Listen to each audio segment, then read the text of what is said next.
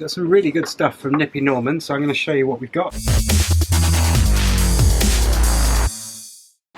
When you're out riding, Mark will know, when you're out riding abroad or even in this country, should the sun ever come out, the sat-nav that is tactfully put there is just at the wrong angle. Now if you were to change the angle just by moving it, when you're sat on the bike you can't always see what revs you are at, and I know that some people don't think that's important, but I kind of like to see it. So I have got a lovely shade for my sat-nav. Courtesy of Nippy Normans, but they're not sponsoring it. We just buy from Nippy Normans because they are really good service and free delivery if you spend over so much. So it's just literally a piece of plastic, believe it or not. And this was £24.50 or £25, and I bought it in conjunction with the pads and various other bits, so I got free postage. And to be fair, Nippy Normans are really good if you have to ring them up, but like I say, I don't know what this is going to be like because the shade is only, what, an inch and a bit? Yeah, so I'm not sure what it's going to be like, but I'm going to put it on and we'll take it from there, and we'll do a bit of a road test at some point when we do get sunshine. Inch and a bit, probably about 40mm for those of us who are of a non-imperial era.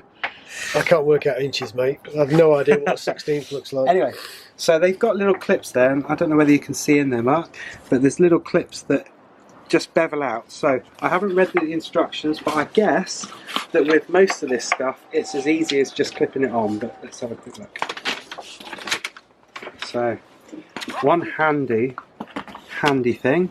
So as with the only thing that I don't like about Wunderlich who make this is their instructions, because they're curtailing to all of these languages at the top.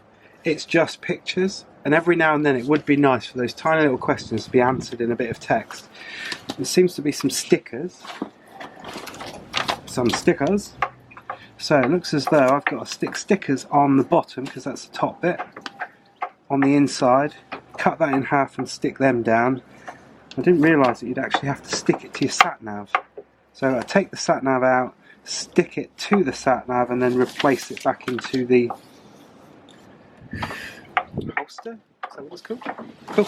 Because men very rarely read instructions, and you know when I was saying on there it'd be nice to have some wording on there, there was actually some wording on there saying the stickers are if you want them permanently stuck on, and I don't, because I don't know whether it's going to work, I don't know how it's going to be, I don't know whether I'm going to like it. So all I've literally done is taken the sat-nav out of the holder, and I've put the sat-nav as if I was looking at it, and the bottom bit, the sat-nav literally just sits in, and just a tiny bit of pressure on the top just clicks it on top, and you can see it's quite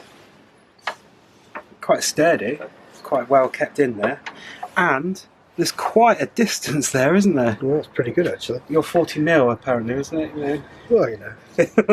We cater for all generations on RiderCamTV, don't we?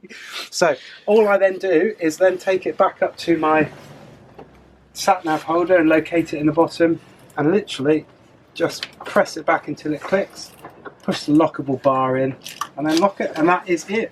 That is the Navigator 5 sunshade from Wunderlich. Look at that, there's a lot to be said for RTFM. Read the fecking manual. Yeah, definitely. With the sat-nav on there, you'll be able to see.